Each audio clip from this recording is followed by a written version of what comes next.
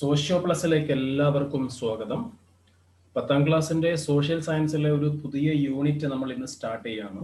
യൂണിറ്റിന്റെ പേര് civic consciousness.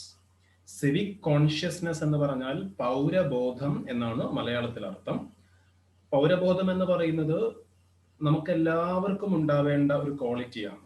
മുതിർന്നവരെന്നോ കുട്ടികളെന്നോ സ്ത്രീയെന്നോ പുരുഷനെന്നോ എന്നൊന്നുള്ള വ്യത്യാസമില്ലാതെ എല്ലാവർക്കും ഉണ്ടാവേണ്ട ഒരു ക്വാളിറ്റിയാണ്. ഒരു സാമൂഹ്യ ജീവി എന്ന നിലക്ക് എല്ലാവർക്കും ഉണ്ടാവേണ്ട ഒരു ക്വാളിറ്റിയാണ് സിവിക് കോൺഷ്യസ്നസ് അല്ലെങ്കിൽ പൗരബോധം എന്ന് പറയുന്നത്. അപ്പൊ അത് എന്താണ് പൗരബോധം? ഈ പൗരബോധത്തിന്റെ ഉത്തമ മാതൃകകൾ ആരൊക്കെയാണ്? ചില വ്യക്തികൾ, സമൂഹം അംഗീകരിച്ച, സമൂഹത്തിന് വേണ്ടി ഒരുപാട് പ്രവർത്തികൾ ചെയ്തിട്ടുള്ള, നന്മകൾ ചെയ്തിട്ടുള്ള ചില വ്യക്തികളെയൊക്കെ നമ്മൾ ഈ ഒരു യൂണിറ്റിൽ പരിചയപ്പെടും. അതിൽ നമുക്ക് നേരത്തെ അറിയുന്ന ആളുകൾ ഉണ്ടാവും, അറിയാത്ത പുതിയ ആളുകൾ ഉണ്ടാവും, ഒക്കെ ഉണ്ടാവും. അപ്പൊ ഈ പൗരബോധവുമായി ബന്ധപ്പെട്ടുകൊണ്ട് കുറച്ച് കാര്യങ്ങൾ ഈ ഒരു യൂണിറ്റിൽ നമ്മൾ പഠിക്കും. ഒരു ചെറിയ യൂണിറ്റ് ആണ്, സോഷ്യൽ സയൻസിലെ ഒരു ചെറിയ യൂണിറ്റ് ആണ് ഈ 10ാമത്തെ യൂണിറ്റ്, സിവിക് കോൺഷ്യസ്നസ്. എളുപ്പത്തിൽ നമുക്ക് മാർക്ക് സ്കോർ ചെയ്യാൻ പറ്റുന്ന, കുറെയൊക്കെ ഒന്നും പഠിക്കാതെ തന്നെ കുറെയൊക്കെ നമ്മുടേതായിട്ടുള്ള ഐഡിയ വെച്ച് നമുക്ക് എഴുതി മാർക്ക് സ്കോർ ചെയ്യാൻ പറ്റുന്ന ഒരു യൂണിറ്റ് ആണ് ഈ യൂണിറ്റ്. അപ്പൊ ഇവിടെ സ്ക്രീനിൽ നിങ്ങൾ കാണുന്നുണ്ട്, കുറച്ച് ആളുകളുടെ ചിത്രങ്ങളൊക്കെയാണ് ഇവിടെ കൊടുത്തിട്ടുള്ളത്. അതേപോലെ ഈ ഒരു ചാപ്റ്റർ തുടങ്ങുന്ന സമയത്ത് തന്നെ നമുക്ക് രണ്ട് വ്യക്തികളെയാണ് പരിചയപ്പെടുത്തുന്നത്. ഒന്ന് ഹജ്ജബ, മറ്റൊന്ന് കല്ലേൻ പൊക്കുടൻ. ഹജ്ജബ, കല്ലേൻ പൊക്കുടൻ, രണ്ട് വ്യക്തികളെ പരിചയപ്പെടുത്തിക്കൊണ്ടാണ് ഈ ഒരു യൂണിറ്റ് ആരംഭിക്കുന്നത്. അപ്പൊ നമുക്ക് ആ ചെറിയൊരു വിവരണം, ഈ ആളുകളെ പറ്റിയുള്ള ചെറിയൊരു വിവരണം നമുക്ക് നോക്കാം. ഈ കല്ലേൻ പൊക്കുടൻ എന്ന പേര് ഒരു പക്ഷേ മലയാളികളായിട്ടുള്ള നമ്മൾ മുൻപ് കേട്ടിട്ടുണ്ടാവും, ഒരു പക്ഷേ കേട്ടിട്ടുണ്ടാവും, കേൾക്കാത്തവരും ഉണ്ടാവും. അപ്പോൾ ഏതായാലും നമുക്ക്, പക്ഷെ ഹജ്ജബ എന്നുള്ള പേര് നമ്മൾ കേൾക്കാൻ സാധ്യത വളരെ കുറവായിരിക്കും, കാരണം അദ്ദേഹം ഒരു മലയാളിയല്ല. ഓക്കെ, അപ്പൊ നമുക്ക് ഈ രണ്ട് വ്യക്തികളെ ഇവിടെ പരിചയപ്പെടുത്താനുള്ള കാരണം നമുക്ക് നോക്കാം. അപ്പൊ നമ്മുടെ യൂണിറ്റിന്റെ പേരെന്താണ്? സിവിക് കോൺഷ്യസ്നസ്, പൗരബോധം എന്നാണ് ചാപ്റ്ററിന്റെ പേര്. അപ്പോ നമുക്കതിന്റെ വിവരണം, ഹജ്ജബയെ പറ്റി എന്താണ് ഇവിടെ പറയുന്നത് എന്നുള്ളത് നമുക്ക് നോക്കാം. അപ്പോ അദ്ദേഹത്തെ പറ്റി ഒന്ന് ഇവിടെ ചുരുക്കി വിവരിക്കുകയാണ്. ഹജ്ജബ established a Panchayat school at New Padappa village near Mangalore and provides opportunity for thousands of children to pursue studies. He is an illiterate street vendor selling oranges. Hajjaba is an exemplary personality who tries to provide education, get to the whole society which he could not. Okay, ഹജ്ജബയെ പറ്റി ഇവിടെ ചുരുക്കി വിവരിക്കുകയാണ്. അദ്ദേഹത്തിന്റെ നാട് എവിടെയാ? കർണാടകയിലെ മംഗലാപുരത്തിനടുത്തുള്ള new Padappa ഗ്രാമത്തില്, അവിടെയാണ്. അപ്പൊ അവിടെ ഈ ഗ്രാമത്തിൽ അദ്ദേഹം ഒരു പഞ്ചായത്ത് സ്കൂൾ സ്ഥാപിച്ച് ആയിരക്കണക്കിന് കുട്ടികൾക്ക് വിദ്യാഭ്യാസത്തിനുള്ള ഒരു അവസരം ഒരുക്കി കൊടുത്തു, അല്ലെങ്കിൽ ഒരു അവസരം നൽകുന്നുണ്ട്. ഓക്കെ, അദ്ദേഹം മുൻകൈ എടുത്തുകൊണ്ട് പണം ചെലവഴിച്ചുകൊണ്ട് ഈ പറയുന്ന മംഗലാപുരത്തിനടുത്തുള്ള ന്യൂ പദപ്പ ഗ്രാമത്തിൽ ഒരു പഞ്ചായത്ത് സ്കൂൾ സ്ഥാപിച്ച് ആയിരക്കണക്കിന് കുട്ടികൾക്ക് വിദ്യാഭ്യാസത്തിനുള്ള ഒരു അവസരം അദ്ദേഹം നൽകുന്നു. അങ്ങനെ പറയുമ്പോൾ അദ്ദേഹം ഒരു വലിയ മുതലാളിയാണോ എന്നുള്ള സംശയം ഉണ്ടാവും. ഒരുപാട് പണമൊക്കെ സ്പെൻഡ് ചെയ്ത് സ്കൂളൊക്കെ ഉണ്ടാക്കിയതാണോ? ഒരിക്കലുമല്ല. എങ്ങനെയാണ്? സ്കൂൾ ഉണ്ടാക്കാൻ പണം ആവശ്യമാണ്, പക്ഷെ ആ പണം അദ്ദേഹം സ്വരൂപിച്ചത് എങ്ങനെയാണ്? അദ്ദേഹം വലിയൊരു ബിസിനസ്മാൻ ഒന്നുമല്ല. തെരുവില്, ഓക്കെ, റോഡ് സൈഡിലൊക്കെ തെരുവില് ഓറഞ്ച് കച്ചവടം നടത്തുന്ന ഒരു വിദ്യാഭ്യാസമൊന്നും ഇല്ലാത്ത നിരക്ഷരനായിട്ടുള്ള ഒരു വ്യക്തിയാണ്, ഒരു സാധാരണക്കാരനായിട്ടുള്ള, വിദ്യാഭ്യാസമൊന്നും കിട്ടിയിട്ടില്ലാത്ത ഒരു വ്യക്തിയാണ് ആര്? ഈ ഹജ്ജബ എന്ന് പറയുന്നത്. പക്ഷേ തനിക്ക് കിട്ടാത്ത വിദ്യാഭ്യാസം, തനിക്ക് ലഭിക്കാതെ പോയ ഈ വിദ്യാഭ്യാസം തന്റെ സമൂഹത്തിൽ മറ്റൊരാൾക്കും ഇനി കിട്ടാതാവരുത്.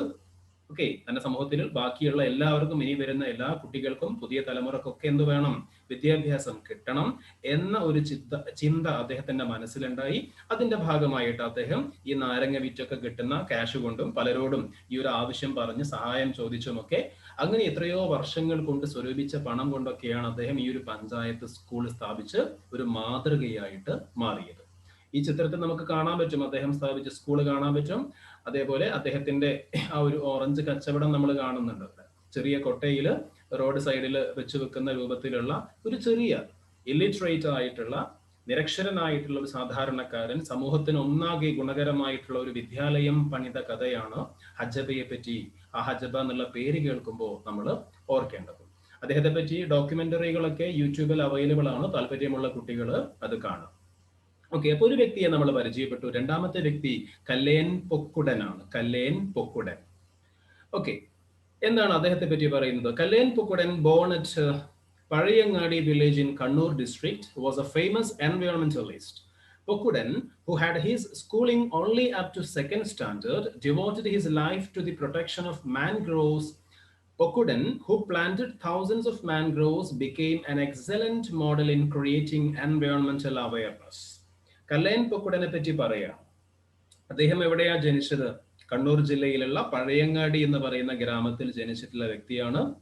വളരെ പിൽക്കാലത്ത് വളരെ പ്രശസ്തനായിട്ടുള്ള ഒരു പരിസ്ഥിതി സംരക്ഷകനായിട്ട് മാറി. അദ്ദേഹത്തിന്റെ വിദ്യാഭ്യാസം എത്രയാ? 2ാം ക്ലാസ് വരെ മാത്രമേ ഉള്ളൂ. 2ാം ക്ലാസ് വിദ്യാഭ്യാസം മാത്രമാണ് അദ്ദേഹത്തിന് ഉണ്ടായിരുന്നത്. അദ്ദേഹം പ്രധാനമായിട്ടും പ്രവർത്തിച്ചത് ഏത് മേഖലയിലാണ്? കണ്ടൽ കാടുകളുടെ സംരക്ഷണത്തിന് വേണ്ടിയിട്ട് സ്വന്തം ജീവിതം തന്നെ മാറ്റിവെച്ചിട്ടുള്ള ഒരു വ്യക്തിയാണ് കല്ലേൻ പൊക്കുടൻ. ഓക്കെ, പ്രത്യേകിച്ച് ശ്രദ്ധിക്കുക, കണ്ടൽ കാടുകൾ എന്ന് പറയുമ്പോൾ ഇംഗ്ലീഷിൽ നമ്മൾ മാൻഗ്രോവ്സ് എന്ന് പറയും. Okay, devoted his life to the protection of mangroves. കണ്ടൽ കാടുകളുടെ സംരക്ഷണത്തിന് വേണ്ടിയിട്ട് തന്റെ ജീവിതം മാറ്റിവെച്ചിട്ടുള്ള ഒരു വ്യക്തിയാണ്. പിന്നെ ആയിരക്കണക്കിന് കണ്ടൽ ചെടികൾ അദ്ദേഹം പല ഭാഗത്തായിട്ട് വെച്ച് പിടിപ്പിച്ചിട്ടുണ്ട്. സമൂഹത്തില് ഒരു കൃത്യമായിട്ടുള്ള ഒരു എൻവയോൺമെന്റൽ അവയർനെസ്, ഒരു പാരിസ്ഥിതിക അവബോധം ജനങ്ങൾക്കിടയിൽ സൃഷ്ടിക്കുന്നതിൽ ഒരു വലിയ പങ്ക് ആര് വഹിച്ചിട്ടുണ്ട്? ഈ കണ്ടൽ കാടുകളുടെ സംരക്ഷണത്തിലൂടെ കല്ലേൻ പൊക്കുടൻ വഹിച്ചിട്ടുണ്ട്. ഓക്കെ, അപ്പോ ഈ കണ്ടൽ കാടുകൾ വെച്ച് പിടിപ്പിക്കുക എന്ന് പറയുമ്പോൾ അതിൽ നിന്ന് കല്ലേൻ പൊക്കുടൻ എന്ന് പറയുന്ന വ്യക്തിക്ക് എന്തെങ്കിലും സ്വകാര്യ നേട്ടങ്ങളുണ്ടോ? ഒരിക്കലും ഇല്ല. ഓക്കെ, ഇപ്പൊ നമ്മുടെ വീടും പറമ്പുള്ള ആ ഒരു പറമ്പിൽ, നമ്മുടെ പറമ്പിൽ നമ്മളൊരു മാവ് വെച്ചാലോ അല്ലെങ്കിൽ ഒരു പ്ലാവ് വെച്ചാലോ അല്ലെങ്കിൽ ഒരു തെങ്ങ് വെച്ചാലോ ഒക്കെ അതിൽ നിന്ന് നമുക്ക് ഫലങ്ങൾ കിട്ടും, നമുക്ക് റിസൾട്ട് കിട്ടുന്നുണ്ട്. ഓക്കെ, നമ്മൾ പ്രകൃതിയോട് ചെയ്യുന്ന ഒരു നന്മ കൂടിയാണ്. കൂട്ടത്തിൽ നമുക്ക് അത് പഴങ്ങളായിട്ട് തരുന്നുണ്ട്, മാങ്ങ കിട്ടുന്നുണ്ട്, ചക്ക കിട്ടുന്നു ഒക്കെ പറയാം. പക്ഷേ ഇങ്ങനെയുള്ള കണ്ടൽ കാടുകൾ വെച്ച് പിടിപ്പിക്കുന്നതിലൂടെ അദ്ദേഹത്തിന് വ്യക്തിപരമായിട്ട് യാതൊരു ഫലവും കിട്ടുന്നില്ല. പക്ഷേ നമ്മുടെ സമൂഹത്തിന് ഒന്നാകെ ഒരുപാട് നേട്ടം, പരിസ്ഥിതിക്കൊന്നാകെ, പ്രകൃതിക്കൊന്നാകെ ഒരുപാട് നേട്ടം അതുകൊണ്ട് ഉണ്ടാവുന്നുണ്ട്. അപ്പോ കല്ലേൻ പൊക്കുടൻ, ഹജ്ജബ്ബ എന്നിങ്ങനെ 2 വ്യക്തികളെ നമ്മൾ പരിചയപ്പെട്ടു. ഈ 2 വ്യക്തികളും 2 രൂപത്തിലാണ് പ്രവർത്തിച്ചത്. 2 പേരെയും പരിശോധിച്ചാൽ നമുക്കറിയാം വലിയ വിദ്യാഭ്യാസമൊന്നുമില്ല. ഹജ്ജബ്ബക്ക് തീരെ വിദ്യാഭ്യാസം ഇല്ല. കല്ലേൻ പൊക്കുടനാണെങ്കിൽ 2ാം ക്ലാസ് വരെ മാത്രമാണ് പോയത്. പക്ഷെ വിദ്യാഭ്യാസം നമ്മൾ മാറ്റി നിർത്തിയാൽ ബാക്കി 2 പേരും ഏകദേശം സമൂഹത്തിന് വേണ്ടി ചിന്തിക്കുകയും സമൂഹത്തിന് വേണ്ടി പ്രവർത്തിക്കുകയും ചെയ്തിട്ടുള്ള ആളുകളാണ്. അപ്പോൾ അവർക്ക് എന്തുണ്ട്? നമ്മുടെ ഈ ഒരു യൂണിറ്റിന്റെ ഹെഡിങ് എന്താ? സിവിക് കോൺഷ്യസ്നെസ്, പൗരബോധമുണ്ട്. ഓക്കെ, സോ സിവിക് കോൺഷ്യസ്നെസിന്റെ, പൗരബോധത്തിന്റെ ഏറ്റവും നല്ല 2 എക്സാമ്പിൾസ് ആണ് ഹജ്ജബ്ബ, കല്ലേൻ പൊക്കുടൻ. ഓക്കെ, തന്റെ സഹജീവികൾക്കൊക്കെ നന്മ ഉണ്ടാവണമെന്ന് ആഗ്രഹിക്കുന്ന, പരിസ്ഥിതിക്കും തന്റെ സഹജീവികൾക്കും സഹജീവജാലങ്ങൾക്കും ഒക്കെ നന്മയുണ്ടാവണം എന്ന് ആഗ്രഹിക്കുന്ന ആ ഒരു ചിന്തയാണ്, ആ ഒരു ബോധമാണ് സിവിക് കോൺഷ്യസ്നെസ് എന്ന് പറയുന്നത്. ഓക്കെ, അപ്പൊ നമുക്ക് ബാക്കി കാര്യങ്ങളിലേക്ക് കടക്കാം. Observe the above given pictures and read the descriptions. നമ്മൾ ചെയ്തു. The descriptions are about Hajjabba, who contributed immensely to the education of a village, and Kalain Pokudan, who worked for environmental conservation through the protection of mangroves. നമ്മൾ explain ചെയ്ത് കഴിഞ്ഞ കാര്യമാണ്, ഇനി നമ്മളത് വീണ്ടും പറയേണ്ടതില്ല. Their contributions were in the fields of their own choice for the well-being of the society. ഈ 2 ആളുകളുടെയും their contributions were in the field of their own choice. അവർ തിരഞ്ഞെടുത്ത മാർഗത്തിലൂടെയാണ് അവർ പ്രവർത്തിച്ചത്. പക്ഷേ അത് അവരുടെ സ്വകാര്യ നേട്ടങ്ങൾക്ക് വേണ്ടിയിട്ടല്ല. എന്തിനു വേണ്ടിയിട്ടാണ്? For the well being of the society, സമൂഹത്തിന്റെ നന്മക്ക് വേണ്ടിയിട്ടാണ്, അവരുടെ വ്യക്തിപരമായ താല്പര്യങ്ങൾ സംരക്ഷിക്കാൻ വേണ്ടിയിട്ടല്ല. ഓക്കെ, ഇനി അപ്പുറത്തെ പേജിലേക്ക് നമ്മൾ പോവുകയാണ്. Collect more information about them and discuss with your co-learners. കുട്ടികൾ സമയം പോലെ ചെയ്യേണ്ട കാര്യമാണ്. ഈ 2 ആളുകളെയും പറ്റി ഞാൻ നേരത്തെ പറഞ്ഞു. 2 ആളുകളെയും പറ്റി നമുക്ക് യൂട്യൂബിൽ വീഡിയോസ് ഉണ്ട്, ഇന്റർവ്യൂസ് ഉണ്ട്. അതൊക്കെ കണ്ട് ഇവരെ പറ്റി കൂടുതൽ അറിയാൻ താല്പര്യമുള്ളവർക്ക് കൂടുതൽ അങ്ങനെ മനസ്സിലാക്കാവുന്നതാണ്. Their lives give the noble message that even ordinary people can undertake great activities.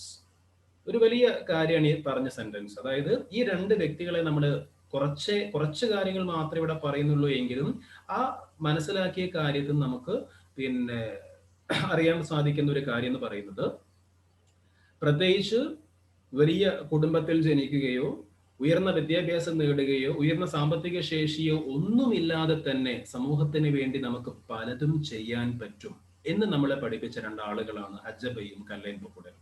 Okay, their lives give the noble message that even ordinary people can undertake great activities. സാധാരണക്കാരായിട്ടുള്ള മനുഷ്യർക്കും വലിയ വലിയ കാര്യങ്ങളൊക്കെ ചെയ്യാൻ സാധിക്കും എന്നതിനുള്ള ഉദാഹരണങ്ങളാണ് ഈ രണ്ടാളുകളും. Divergent thinking, selfless activities, awareness about the problems of the society and fellow beings, and willingness to serve are the factors that prompt them forward. ഈ ആളുകളെ പൊക്കുടനെ പോലെയുള്ള ഹജ്ജബയെ പോലെയുള്ള ആളുകളെ ഇങ്ങനെ സമൂഹത്തിന് വേണ്ടി പ്രവർത്തിക്കാൻ പര്യാപ്തമാക്കുന്നത് അല്ലെങ്കിൽ പ്രേരിപ്പിക്കുന്ന ഘടകങ്ങളായി ഈ പറഞ്ഞിട്ടുള്ളത്. Divergent thinking. എന്താ ഡൈവേർജന്റ് തിങ്കിങ് എന്ന് പറയുമ്പോൾ? വ്യത്യസ്തമായിട്ടുള്ള ചിന്ത എന്ന് പറയാം. ഓക്കെ, എല്ലാവരും ചിന്തിക്കുന്നത് പോലെ തന്നെ ചിന്തിക്കാതെ വ്യത്യസ്ത തലങ്ങളിൽ ചിന്തിക്കുക എന്ന് പറയാം നമുക്ക് ഡൈവേർജന്റ് തിങ്കിങ്. ഓക്കെ, ഏതൊരു കാര്യത്തിനെയും നമുക്ക് പല വീക്ഷണ കോണുകളിൽ നിന്നുകൊണ്ട് നോക്കാവുന്നതാണ്, പല ആംഗിളിൽ നോക്കാവുന്നതാണ്. ആ രൂപത്തിൽ നമ്മൾ ഒരു ഡൈവേർജന്റ് തിങ്കിങ് എല്ലാവരുടെയും ഗ്രോത്തിന്, വളർച്ചയ്ക്ക് വളരെ അത്യാവശ്യമായിട്ട് വേണ്ട ഒരു കാര്യമാണ്, പുരോഗതിക്കൊക്കെ വേണ്ട ഒരു കാര്യമാണ്. ഓക്കെ, വ്യത്യസ്തയാർന്നിട്ടുള്ള ചിന്ത. അതേപോലെ സെൽഫ്ലെസ് ആക്ടിവിറ്റീസ്, നിസ്വാർത്ഥമായിട്ടുള്ള പ്രവർത്തനങ്ങൾ. Awareness about the problems of society and fellow being, സമൂഹത്തിന്റെയും സഹജീവികളുടെയും പ്രശ്നങ്ങളെ പറ്റിയൊക്കെയുള്ള ഒരു അവബോധം. And willingness to serve. ഇതെല്ലാം ഉണ്ടായിട്ടും കാര്യമില്ല, അവസാനം എന്തുകൂടെ വേണം? Willingness to serve. അതായത് നമ്മുടെ സഹജീവികളെ, നമ്മുടെ കൂടെ ജീവിക്കുന്ന മറ്റുള്ളവരെ, നമ്മുടെ പ്രകൃതിയെ, എല്ലാവരെയും സഹായിക്കാനുള്ള, സേവിക്കാനുള്ള ഒരു സേവന സന്നദ്ധത, വില്ലിംഗ്നെസ് ടു സെർവ്, സേവന സന്നദ്ധത, അതും കൂടി ഉണ്ടെങ്കിൽ മാത്രമേ ഇവരെ പോലെ നമുക്കുമൊക്കെ ആയിത്തീരാൻ പറ്റുള്ളൂ. അപ്പോൾ ഈ രണ്ടാളുകളെ അല്ലെങ്കിൽ ഇവരെ പോലെയുള്ള ആളുകളെയൊക്കെ സമൂഹത്തിൽ ഈ രൂപത്തിൽ പ്രവർത്തിക്കാൻ പ്രേരിപ്പിച്ചത് ഈ പറയുന്ന ഘടകങ്ങളൊക്കെയാണ്. ഓക്കെ, അതൊന്നും നമുക്ക് എക്സാമിന് ചോദിക്കുന്ന കാര്യമില്ല. ഇതുവരെ നമ്മൾ പറഞ്ഞ ഒരു ഭാഗവും എക്സാമിന് വേണ്ടി പഠിക്കേണ്ടതല്ല. ഒക്കെ ജനറലായിട്ട് കുറച്ച് കാര്യങ്ങളോട് പറഞ്ഞു എന്ന് മാത്രം ശ്രദ്ധിക്കാം. Creation of a great society requires creative attitudes and values in all individuals. ശ്രദ്ധിക്കേണ്ട ഒരു പോയിന്റ് ആണ്. Creation of a great society requires creative attitudes and values in all individuals. ഒരു മികച്ച സമൂഹത്തെ നമ്മൾ സൃഷ്ടിക്കണമെങ്കിൽ അതിനാദ്യം എന്താവശ്യമാണ്? It requires creative attitudes. വളരെ ക്രിയേറ്റീവ് ആയിട്ടുള്ള, വളരെ സർഗാത്മകമായിട്ടുള്ള, പുരോഗമനപരമായിട്ടുള്ള ആറ്റിറ്റ്യൂഡ് എന്ന് പറയുമ്പോൾ എന്താ? അങ്ങനെയുള്ള ഒരു മനോഭാവവും അതേപോലെ തന്നെ നല്ല വാല്യൂസും ഉള്ള വ്യക്തികളെ ആദ്യം ഉണ്ടാക്കുക എന്നതാണ് പ്രധാനം. ഒരു നല്ല സമൂഹത്തെ നമ്മൾ സൃഷ്ടിക്കണമെങ്കിൽ, ഒരു ഗ്രേറ്റ് സൊസൈറ്റി നമ്മൾ ബിൽഡ് ചെയ്യണമെങ്കിൽ, ക്രിയേറ്റ് ചെയ്യണമെങ്കിൽ ആദ്യം എന്ത് വേണം? നല്ല ആറ്റിറ്റ്യൂഡ്സും നല്ല വാല്യൂസ് ഒക്കെ കീപ്പ് ചെയ്യുന്ന നല്ല ഇൻഡിവിജ്വൽസ്, നല്ല വ്യക്തികളെ നമ്മൾ ആദ്യം ഉണ്ടാക്കിയെടുക്കണം. Every individual in the modern society is known as citizen. ആധുനിക സമൂഹത്തിൽ, മോഡേൺ സൊസൈറ്റിയിൽ ഓരോ വ്യക്തിയും അറിയപ്പെടുന്നത് ഏത് പേരിലാണ്? സിറ്റിസൺ, പൗരൻ എന്ന പേരിലാണ്. ഓക്കെ, സിവിക് കോൺഷ്യസ്നെസ് വളരെ ഇമ്പോർട്ടൻ്റ് ആയിട്ടുള്ള നമ്മൾ പഠിക്കേണ്ട ഒരു സെന്റൻസ് ആണ് ഇവിടെ പറയാൻ പോകുന്നത്. നിർബന്ധമായിട്ടും ഈ ചാപ്റ്ററിൽ നിന്ന് നമ്മൾ പഠിച്ചിരിക്കേണ്ട ഒരു ഭാഗം. എന്താണ് civic consciousness? Civic consciousness is the recognition that each citizen is for the society and the genuine interest of the society are the interest of the citizen. Okay, വളരെ ഇമ്പോർട്ടൻ്റ് ആണ്. സിവിക് കോൺഷ്യസ്നെസിന്റെ ഡെഫിനിഷൻ ആണ് പറയുന്നത്. Civic consciousness എന്ന് പറഞ്ഞാൽ എന്താ? It is the recognition that, അതൊരു തിരിച്ചറിവാണ്. It is the recognition that each citizen is four the society. അതായത് ഓരോ വ്യക്തിയും സമൂഹത്തിന് വേണ്ടിയുള്ളതാണ് എന്ന തിരിച്ചറിവാണ്. അതേപോലെ and the genuine interest of the society are the interest of the citizen. സമൂഹത്തിന്റെ പൊതുവായിട്ടുള്ള താല്പര്യമാണ് ഓരോ വ്യക്തിയുടെയും താല്പര്യം. ഓരോ വ്യക്തിയുടെ താല്പര്യം സമൂഹത്തിന്റെ താല്പര്യമാക്കി മാറ്റല്ല വേണ്ടത്. സമൂഹത്തിന്റെ പൊതുവായിട്ടുള്ള ഇഷ്ടങ്ങൾ എന്താണോ, താല്പര്യങ്ങൾ എന്താണോ, ആ താല്പര്യങ്ങളുടെ കൂടെ ഓരോ വ്യക്തിയും ചേരുകയാണ് വേണ്ടത്. ഓക്കെ, ശ്രദ്ധിക്കുക. Civic consciousness is the recognition that each citizen is for the society. പൗരബോധം എന്ന് പറഞ്ഞാൽ അതൊരു തിരിച്ചറിവാണ്. എന്ത് തിരിച്ചറിവാണ്? That each citizen is for the society, ഓരോ വ്യക്തിയും സമൂഹത്തിൻ്റെതാണ് എന്ന തിരിച്ചറിവ്. അതോടൊപ്പം and the genuine interest of the society are the interest of the citizen. സമൂഹത്തിന്റെ ഉത്തമ താല്പര്യങ്ങളാണ്, പൗരന്റെ താല്പര്യം, സമൂഹത്തിന്റെ ഉത്തമ താല്പര്യങ്ങളാണ് പൗരന്റേതും എന്നുമുള്ള തിരിച്ചറിവാണ് പൗരബോധം എന്ന് പറയുന്നത്. Those who have civic consciousness will always be ready to work for the society. ഇതും കൂടെ നമ്മൾ അതിന്റെ കൂടെ ചേർത്ത് പഠിക്കുക. Those who have civic consciousness, അതായത് ഈ ഒരു പൗരബോധമുള്ള ആളുകൾ, they will always be ready to work for the society. അവരെപ്പോഴും സമൂഹത്തിന് വേണ്ടി പ്രവർത്തിക്കാൻ, സമൂഹത്തിന് വേണ്ടി സേവനം ചെയ്യാൻ സന്നദ്ധരായിരിക്കും. ഓക്കെ, സമൂഹത്തോട് ഉത്തരവാദിത്തമുള്ളവരായിരിക്കും, റെസ്പോൺസിബിലിറ്റി ഉള്ളവരായിരിക്കും, റെസ്പോൺസിബിൾ ആയിരിക്കും. ഓക്കെ, അപ്പൊ ഈ മാർക്ക് ചെയ്തിട്ടുള്ള 2 സെന്റൻസ് നിർബന്ധമായിട്ടും ഈ ചാപ്റ്റർ പഠിക്കുന്നുണ്ടെങ്കിൽ നിങ്ങൾ പഠിച്ചിരിക്കണം. ഓക്കെ, അപ്പോൾ പൗരബോധത്തിന്റെ ഒരു നിർവചനം നമ്മൾ നോക്കി. ഓരോ വ്യക്തിയും അല്ലെങ്കിൽ ഓരോ പൗരനും സമൂഹത്തിന് വേണ്ടിയുള്ളതാണ്, സമൂഹത്തിന്റെ ഉത്തമ താല്പര്യങ്ങളാണ് പൗരന്റേതും എന്നുള്ള ആ ഒരു തിരിച്ചറിവാണ് പൗരബോധം. ഓക്കെ, ഇനി അടുത്ത ഹെഡിങ് നമുക്ക് നോക്കാം. Importance of civic consciousness. Importance of civic consciousness, പൗരബോധത്തിന്റെ പ്രാധാന്യം, സിവിക് കോൺഷ്യസ്നെസിന്റെ ഇമ്പോർട്ടൻസ് എന്താ, അത് നമുക്കൊക്കെ വേണോ, പൗരബോധം നമുക്കൊക്കെ ആവശ്യമുണ്ടോ, അതിന്റെ ഇമ്പോർട്ടൻസ് എന്താണ് നമുക്ക് നോക്കാം. ഒരു വസ്തുവിന്റെ ഇമ്പോർട്ടൻസ് നമ്മൾ എപ്പോഴാണ് റിയലൈസ് ചെയ്യുക? അത് ഇല്ലാതാകുമ്പോഴാണ് നമ്മൾ അതിന്റെ ഇമ്പോർട്ടൻസ് റിയലൈസ് ചെയ്യുക. ഇപ്പോൾ നമ്മൾ എപ്പോഴും പറയാറുണ്ട്, കണ്ണ് നഷ്ടപ്പെട്ടാലേ കണ്ണിന്റെ വില നമ്മൾ അറിയൂ എന്ന് പറയാറുണ്ട്. ഈ പറഞ്ഞതുപോലെ തന്നെ സിവിക് കോൺഷ്യസ്നെസിന്റെ ഇമ്പോർട്ടൻസ് എന്താണെന്ന് ചോദിക്കുമ്പോൾ, ഈ സിവിക് കോൺഷ്യസ്നെസ് ഇല്ലെങ്കിൽ എന്തായിരിക്കും അവസ്ഥ എന്ന് നമ്മളൊന്ന് ചിന്തിച്ചു നോക്കിയാൽ മതി. ഓക്കെ, അപ്പൊ നമുക്ക് ഉത്തരം കിട്ടും. അപ്പൊ ഇവിടെ നമുക്ക് നോക്കാം. Civic consciousness influences the progress of the state and society. ഏതൊരു സമൂഹത്തിന്റെയും വളർച്ചക്ക് എന്ത് അത്യാവശ്യമാണ്? സിവിക് കോൺഷ്യസ്നെസ് അത്യാവശ്യമാണ്. പ്രോഗ്രസിന് സിവിക് കോൺഷ്യസ്നെസ് അത്യാവശ്യമാണ്. In the absence of civic consciousness, ഈ സിവിക് കോൺഷ്യസ്നെസ് ഇല്ലെങ്കിലോ, എന്താണ് സിവിക് കോൺഷ്യസ്നെസ്? നമ്മൾ നേരത്തെ പറഞ്ഞല്ലോ, സമൂഹത്തിന്റെ പൊതുവായ താല്പര്യങ്ങൾക്ക് വേണ്ടി നമ്മൾ പ്രവർത്തിക്കല.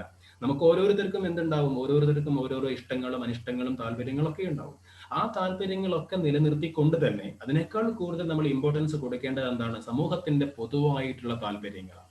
അങ്ങനെ എല്ലാവരും ചിന്തിക്കുമ്പോൾ അവിടെ എന്തുണ്ട്? എല്ലാവർക്കും സിവിക് കോൺഷ്യസ്നെസ് ഉണ്ട്. അങ്ങനെയുള്ള ഒരു സമൂഹത്തിൽ എന്തുണ്ടാവില്ല? കോൺഫ്ലിക്ട്സ് ഉണ്ടാവില്ല, തർക്കങ്ങൾ ഉണ്ടാവില്ല. So they can easily get or they can easily attain progress. അല്ലെ, വളരെ എളുപ്പത്തിൽ പുരോഗതിയിലേക്ക് അവർക്ക് എത്താൻ സാധിക്കും. നേരെ മറിച്ച് സിവിക് കോൺഷ്യസ്നെസ് ഇല്ലാത്ത ഒരു സമൂഹമാണെങ്കിലോ, അതിവിടെ പറയാൻ പോകുന്നു, in the absence of civic consciousness, പൗരബോധം ഇല്ലാത്ത ഒരു സാഹചര്യം ഉണ്ടായാൽ, ഓക്കെ, സിവിക് കോൺഷ്യസ്നെസിന്റെ അഭാവത്തിൽ human beings will become selfish. മനുഷ്യരെന്താവും?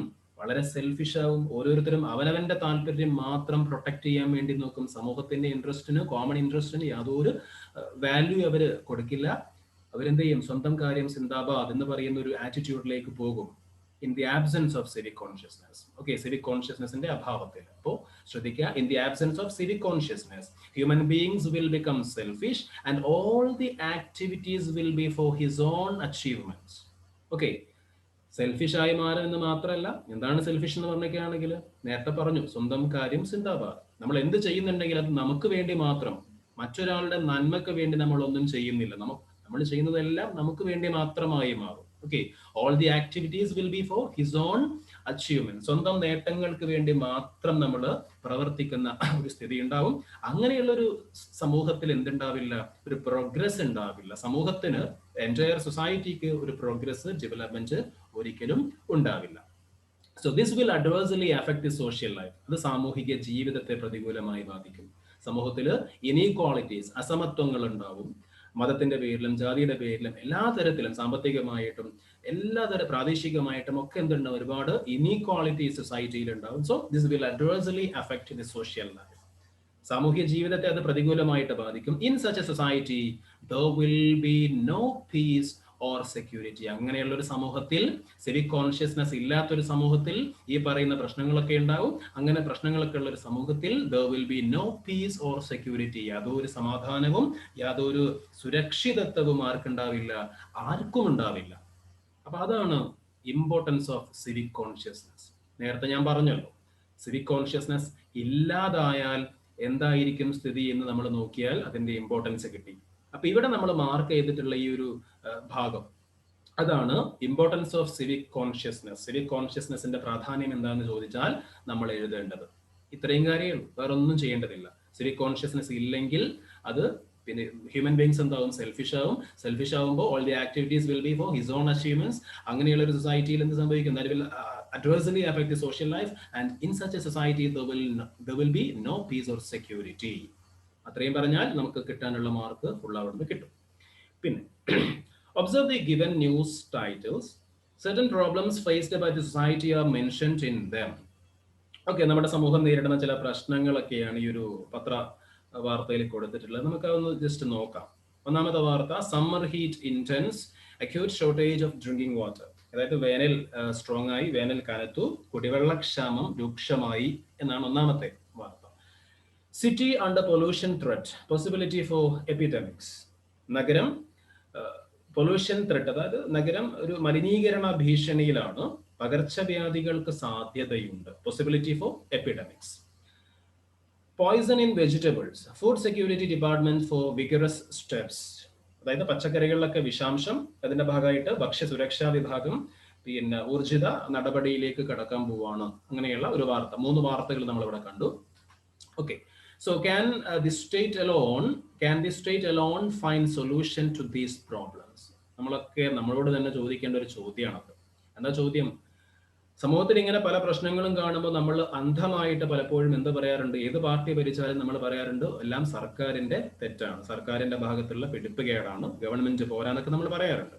പക്ഷെ ഈ ഒരു ചോദ്യം നമ്മളത് ശ്രദ്ധിക്കുക. Can the state alone find solution to these problems?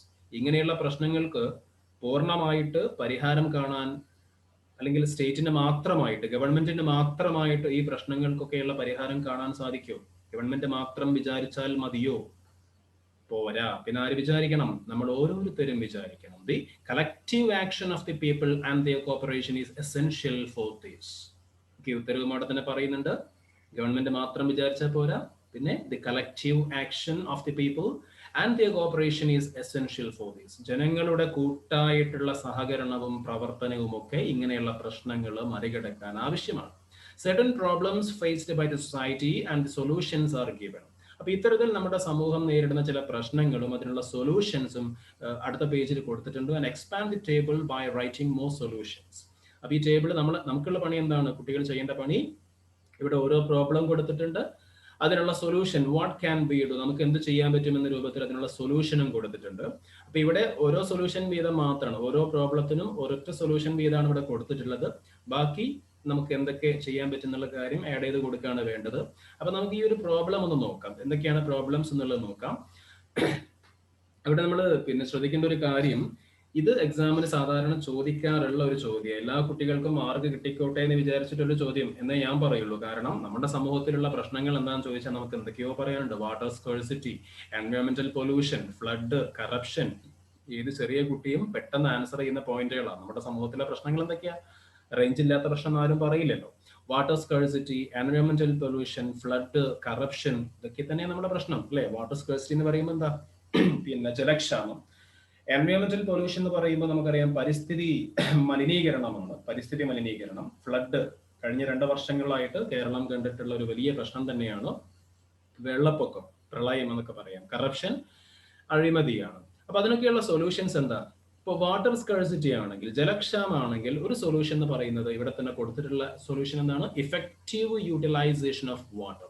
Water സ്കേഴ്സിറ്റിക്കുള്ള solution effective utilization of water. Okay, അതായത് വെള്ളം എന്ത് ചെയ്യുക? കാര്യക്ഷമതയോട് കൂടിയിട്ട് വെള്ളം നമ്മൾ ഉപയോഗിക്കുക, അനാവശ്യമായിട്ട് ഉപയോഗിക്കാതിരിക്കുക, പാഴാക്കാതിരിക്കുക എന്നൊക്കെ അർത്ഥം. അതേപോലെ നമുക്ക് മറ്റൊരു പോയിന്റ് എങ്ങനെ പറയാൻ പറ്റും? Rain water storage. Water scarcity മറികടക്കാൻ വേണ്ടി നമുക്ക് എന്ത് ചെയ്യാം? റെയിൻ വാട്ടർ സ്റ്റോറേജ്, മഴവെള്ള സംഭരണം നമുക്ക് പോസിബിൾ ആണ്. അപ്പൊ ഒരു പോയിന്റ് ഞാൻ പറഞ്ഞു. അതേപോലെ മറ്റെന്തൊക്കെ ചെയ്യാൻ പറ്റും എന്നുള്ളത് കുട്ടികൾ എന്ത് ചെയ്യുക? കണ്ടെത്തി ഒന്ന് ഫിൽ ചെയ്യുക. ഇനി മറ്റൊരു പ്രോബ്ലമാണ് എൻവയോൺമെന്റൽ പൊല്യൂഷൻ. പരിസര മലിനീകരണം എന്നോ അല്ലെങ്കിൽ പരിസ്ഥിതി മലിനീകരണം എന്നൊക്കെ പറയാം. അതിനുള്ള ഒരു സൊല്യൂഷൻ ടെക്സ്റ്റ് ബുക്കിൽ പറയുന്നത് garbage treatment at source. Garbage treatment at source എന്ന് പറഞ്ഞൊക്കെയാണെങ്കിൽ എവിടെയാണോ മാലിന്യങ്ങൾ ഉണ്ടാവുന്നത് അവിടെ തന്നെ എന്ത് ചെയ്യുക? മാലിന്യങ്ങൾ സംസ്കരിക്കുക. മറ്റ് പ്രദേശങ്ങളിലേക്ക് കൊണ്ടുപോയിട്ട് ഡംപ് ചെയ്യുന്നതിന് പകരം, പൊതുസ്ഥലങ്ങളിലൊക്കെ വലിച്ചെറിയുന്നതിന് പകരം അതിന്റെ ഉറവിടത്തിൽ തന്നെ, മാലിന്യം അതിന്റെ ഉറവിടങ്ങളിൽ തന്നെ എന്ത് ചെയ്യുക? സംസ്കരിക്കുക. ഓക്കെ, ആ രൂപത്തിൽ പിന്നെ ഒരു സംവിധാനം കൊണ്ടുവരിക. അതാണ് ഗാർബേജ് ട്രീറ്റ്മെന്റ് അറ്റ് സോഴ്സ് എന്ന് പറഞ്ഞാൽ മാലിന്യം അതിന്റെ ഉറവിടത്തിൽ തന്നെ സംസ്കരിക്കുക. അതേപോലെ എൻവയോൺമെന്റൽ പൊല്യൂഷൻ, പരിസ്ഥിതി മലിനീകരണം അല്ലെങ്കിൽ പരിസര മലിനീകരണം തടയാൻ നമുക്ക് ചെയ്യാൻ പറ്റുന്ന മറ്റൊരു കാര്യമാണ് പ്ലാന്റിംഗ് ഓഫ് ട്രീസ്. മരങ്ങളൊക്കെ വെച്ച് പിടിപ്പിക്കുക. പ്ലാന്റിംഗ് ഓഫ് ട്രീസ്, മരങ്ങളൊക്കെ വെച്ച് പിടിപ്പിക്കുക. അങ്ങനെ ഒരുപാട് അനേകം പോയിന്റ്സ് നമുക്ക് അവിടെ കിട്ടും. അതിനുള്ള സാധ്യതയുള്ള പ്രോബ്ലംസ് ആണ് ഈ പറഞ്ഞിട്ടുള്ളതൊക്കെ. അപ്പൊ ബാക്കി കുട്ടികൾ കണ്ടെത്തി എഴുതാം. ഇനി ഫ്ലഡ് ആണ്, വെള്ളപ്പൊക്കം. അതിന് നമുക്ക് ഒരു സൊല്യൂഷൻ ഇവിടെ കൊടുത്തിട്ടുണ്ട്. Shifting the residence in safe zone. അതായത് നമ്മൾ എന്ത് ചെയ്യുക? Shifting the residence in safe zone എന്ന് പറയുമ്പോൾ വെള്ളപ്പൊക്ക സാധ്യതയുള്ള പ്രദേശത്ത് നിന്ന് നമ്മൾ മാറുക എന്നാണ് പ്രധാനമായിട്ടും. റിവർ ബാങ്ക്സിൽ, നദീതടങ്ങളിൽ, നദീതീരങ്ങളിലൊക്കെ നമ്മൾ വീട് വെക്കുന്നതും അങ്ങനത്തെ കൺസ്ട്രക്ഷൻസ് ഒക്കെ, അങ്ങനത്തെ ആക്ടിവിറ്റീസ് ഒക്കെ നമ്മൾ കഴിയുന്നതും എന്ത് ചെയ്യുക? സ്റ്റോപ്പ് ചെയ്യുക. ഓക്കെ, അതൊക്കെയാണ് ഫ്ലഡ് മറികടക്കാനുള്ള പ്രധാനപ്പെട്ട ഒരു മാർഗം എന്ന് പറയുന്നത്. അതേപോലെ സാൻഡ് മൈനിങ്, മണലൂറ്റല് ഒക്കെ നമ്മൾ എന്ത് ചെയ്യുക? ഒന്ന് കൺട്രോൾ ചെയ്യുക. അതൊക്കെ ഫ്ലഡ് പരിഹരിക്കാനുള്ള പ്രധാനപ്പെട്ട മാർഗങ്ങളാണ്. അതേപോലെ തന്നെ റിക്ലമേഷൻ ഓഫ് പാഡി ഫീൽഡ്സ് നമുക്കറിയാം. അതായത് വയലുകളൊക്കെ നമ്മൾ നികത്തുന്നുണ്ട് അല്ലെ? അപ്പൊ അത് സ്റ്റോപ്പ് ചെയ്യുക. Stopping reclamation of paddy fields. നെൽവയലുകൾ എന്നല്ല, എല്ലാ വയലുകളും, പാടങ്ങൾ, നെൽപ്പാടങ്ങളോ എല്ലാ വയലുകളും, അങ്ങനെയുള്ള തണ്ണീർത്തടങ്ങളും വയലുകളൊക്കെ നമ്മൾ ലെവൽ ചെയ്യുന്നത്, നികത്തുന്നത് എന്ത് ചെയ്യുക? സ്റ്റോപ്പ് ചെയ്യുക. ഇങ്ങനെയാകുമ്പോൾ തന്നെ ഫ്ലഡിനുള്ള സൊല്യൂഷനായി. അതേപോലെ കൂടുതൽ പോയിന്റ്സ് അവിടെ ആഡ് ചെയ്യാൻ പറ്റും. പിന്നെ മറ്റൊന്ന് കറപ്ഷനാണ്. ഒരുവിധം എല്ലാ പ്രശ്നങ്ങളുടെയും ഒരു സോഴ്സ് പ്രോബ്ലം, അല്ലെങ്കിൽ ഒരു ഏറ്റവും പ്രധാനപ്പെട്ട ഒരു മൂല കാരണം എന്ന് പറയുന്നത് കറപ്ഷനാണ്.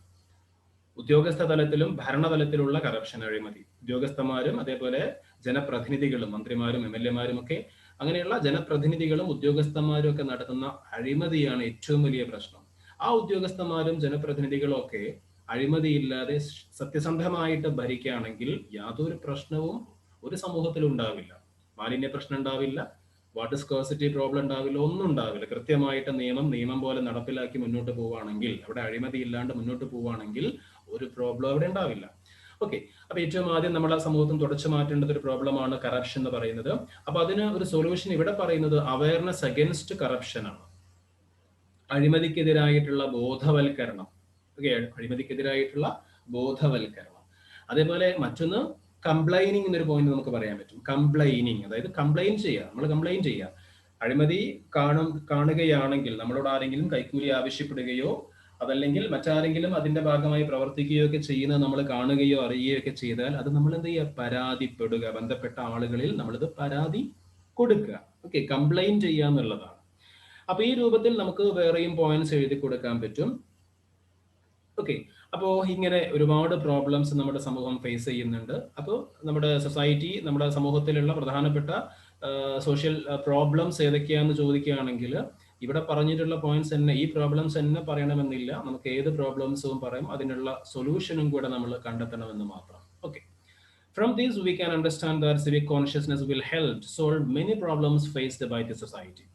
അപ്പോൾ ഒരു സിവിക് കോൺഷ്യസ്നസ് ഉള്ള വ്യക്തിയാണെങ്കിൽ ഈ പറയുന്ന സൊല്യൂഷൻ ഉണ്ടല്ലോ, ഈ കാര്യങ്ങളായിരിക്കും കൂടുതൽ ഇമ്പോർട്ടൻസ് കൊടുക്കുക. വാട്ടർ സ്കേഴ്സിറ്റി സമൂഹത്തിൽ ഒരു വലിയ പ്രശ്നമാണ്. എന്നാൽ സിവിക് കോൺഷ്യസ്നസ് ഉള്ള, പൗരബോധമുള്ള ജനങ്ങളാണ് ആ സമൂഹത്തിലുള്ളത് എങ്കിൽ അവർ തീർച്ചയായിട്ടും ഈ പറഞ്ഞതുപോലെ എഫക്റ്റീവ് യൂട്ടിലൈസേഷൻ ഓഫ് വാട്ടർ, അതായത് ജലത്തിന്റെ കാര്യക്ഷമതയോടുകൂടിയുള്ള ഉപയോഗം അവർ നടത്തും. അപ്പോൾ വാട്ടർ സ്കേഴ്സിറ്റി അവിടെ ഉണ്ടാവില്ല. അതേപോലെ പരിസ്ഥിതി മലിനമാവുന്ന തരത്തിലുള്ള പ്രവർത്തികളൊന്നും സിവിക് കോൺഷ്യസ്നസ് ഉള്ള ആളുകളുടെ ഭാഗത്തുനിന്ന് ഉണ്ടാവില്ല. അപ്പൊ പൗരബോധമുള്ള ഒരു സമൂഹമാണെങ്കിൽ സോഷ്യൽ പ്രോബ്ലംസ് അവിടെ വളരെ വളരെ കുറവായിരിക്കും. കാരണം അവർ ചിന്തിക്കുന്നത് അവരുടെ അവരുടെ സെൽഫിഷ് ആയിട്ടുള്ള മോട്ടീവ് ആയിരിക്കില്ല അവർക്ക് ഉണ്ടാവുക. പിന്നെയോ they will act for the entire society. സമൂഹത്തിന് ഒന്നാകെ വേണ്ടി പ്രവർത്തിക്കുകയും ചിന്തിക്കുകയും ചെയ്യുന്നവരായിരിക്കും പൗരബോധമുള്ള ആളുകൾ. Okay, so from this we can understand that civic consciousness will help to solve many problems faced by the society. സമൂഹം നേരിടുന്ന പല പ്രശ്നങ്ങൾക്കും ഒരു പരിഹാരം, ഏറ്റവും നല്ല പരിഹാരം എന്ന് പറയുന്നത് എന്താണ്? ജനങ്ങളിൽ സിവിക് കോൺഷ്യസ്നസ് ക്രിയേറ്റ് ചെയ്യുക എന്നുള്ളതാണ്. For ensuring the welfare of all and the reconstruction of the society, civic consciousness has to be developed. അതായത് ഒരു സമൂഹത്തിന്റെ പിന്നെ പുരോഗതിക്ക് വേണ്ടി, for ensuring the welfare of all, ഒരു സമൂഹത്തിലുള്ള എല്ലാവരുടെയും വെൽഫെയർ ക്ഷേമം നമ്മൾ ഉറപ്പിക്കണമെങ്കിൽ, ആ സമൂഹത്തെ ഒരു നല്ല സമൂഹമാക്കി നമ്മൾ മാറ്റിക്കൊണ്ടുവരണമെങ്കിൽ ആദ്യം നമ്മൾ എന്ത് ചെയ്യണം? ആ സമൂഹത്തിലുള്ള വ്യക്തികളിൽ സിവിക് കോൺഷ്യസ്നെസ് നമ്മൾ എന്ത് ചെയ്യണം? വളർത്തിക്കൊണ്ടുവരണം. It help society to reconstruct from the crisis and recover from insecurity. അങ്ങനെ ഒരു സമൂഹത്തിലുള്ള വ്യക്തികളിൽ സിവിക് കോൺഷ്യസ്നെസ് നമ്മൾ വളർത്തിക്കൊണ്ടുവന്നാൽ അത് എന്തിനെ സഹായിക്കും? It help the society to reconstruct from the crisis and recover from insecurity. Okay, അതായത് രാഷ്ട്ര പുരോഗതിയെ അത് സഹായിക്കും. അതിന്റെ പ്രശ്നങ്ങളെല്ലാം പരിഹരിച്ചുകൊണ്ട് ഒരു സുരക്ഷിതമായിട്ടുള്ള ഒരു സമൂഹമാക്കി ആ സമൂഹത്തെ മാറ്റാൻ, വളർത്തിക്കൊണ്ടുവരാനൊക്കെ അത് സഹായിക്കുമെന്നാണ് പറയുന്നത്. The unanimous volunteership of all sections of the people at the time of devouring deluge of 2018 helped the people of Kerala to survive. 2018 Keralam കണ്ടൊരു വലിയ വെള്ളപ്പൊക്കം ഉണ്ടായിട്ടുണ്ട്, ഫ്ലഡ് ഉണ്ടായിട്ടുണ്ട്. അതിന്റെ കാര്യമാണ് പറയുന്നത്. ആ ഫ്ലഡ് ഉണ്ടായ സമയത്ത് സമൂഹത്തിന്റെ എല്ലാ തലങ്ങളിലുമുള്ള ആളുകൾ, ഈ വെള്ളപ്പൊക്കത്തിൽ പെട്ടുപോയിട്ടുള്ള ആളുകളെ രക്ഷിക്കാനൊക്കെ രംഗത്ത് വന്നത് നമ്മൾ കണ്ടതാണ്. ഓക്കെ, അതൊക്കെ എന്തിനുള്ള ഉദാഹരണ? അതൊക്കെ പൗരബോധത്തിനുള്ള ഉത്തമ ഉദാഹരണങ്ങളാണ്. ഓക്കെ, സ്വന്തം ജീവിതവും സ്വന്തം ഭക്ഷണവും സ്വന്തം താമസവും സുരക്ഷിതത്വം ഒക്കെ മാറ്റിവെച്ചുകൊണ്ട് മറ്റുള്ളവരെ സഹായിക്കാൻ വേണ്ടിയിട്ട് ഒരുപാട് ആളുകൾ രംഗത്ത് വന്നിട്ടുണ്ട്, മത്സ്യത്തൊഴിലാളികൾ പ്രത്യേകിച്ചും. അപ്പൊ ഇതൊക്കെ പൗരബോധത്തിന്റെ, സിവിക് കോൺഷ്യസ്നെസിന്റെ ഒരു നല്ല ഉദാഹരണമാണ്, ഉത്തമ മാതൃകകളാണ് അവരൊക്കെ. അപ്പൊ അങ്ങനെയുള്ള ഒരു സമൂഹമാകുമ്പോൾ ഏത് വെല്ലുവിളിയെയും ഏത് ചാലഞ്ചിനെയും വളരെ ഈസി ആയിട്ട് അവർക്ക് ഫേസ് ചെയ്യാൻ സാധിക്കും, അല്ലെങ്കിൽ ഡിഫീറ്റ് ചെയ്യാൻ സാധിക്കും. The basis of civic consciousness is the recognition that if the activities of each individual are for the well-being of the society, social problems can be solved. നമ്മളിപ്പോൾ പറഞ്ഞ ഒരു കാര്യം ഒന്നുകൂടി മാറ്റി പറയുകയാണ്.